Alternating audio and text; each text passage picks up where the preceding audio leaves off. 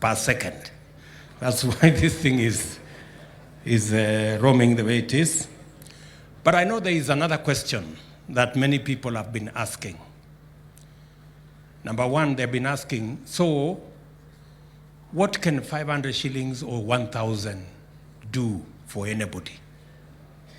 Yeah? I have three, let me answer it in three ways. Number one, let me tell the skeptics that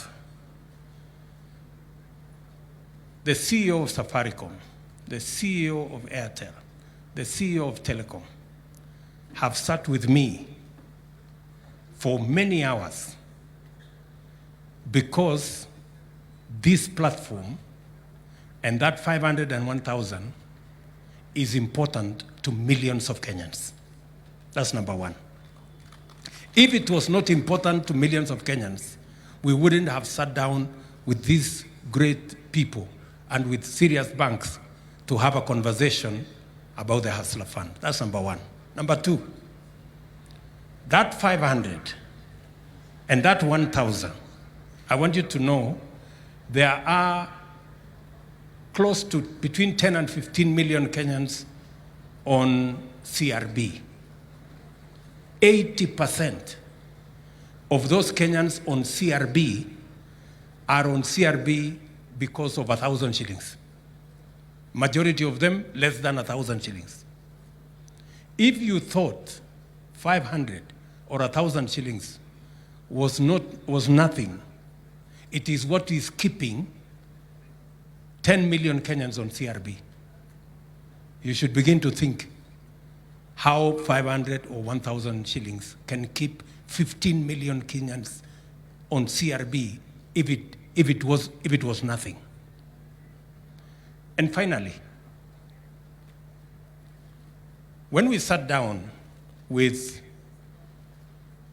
the lenders, the fintech lenders, they told us that on average, 80% of borrowing on any lending platform is between 100 shillings and 2,000 shillings.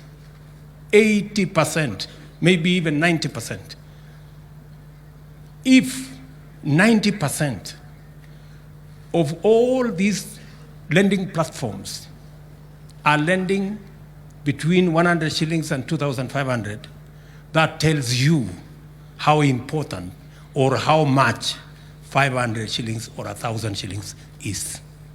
If it was not anything, all these lending platforms would not be lending that money. So I think it's a journey towards understanding what is going on in the Republic of Kenya and what ordinary people really want. It is not the billions, it is not the millions, it's not the hundreds of thousands, it's not the tens of thousands, it is the 1,000 and the 500 that 80% of Kenyans are looking for to transform their lives. And that is why the Hustler Fund is in place.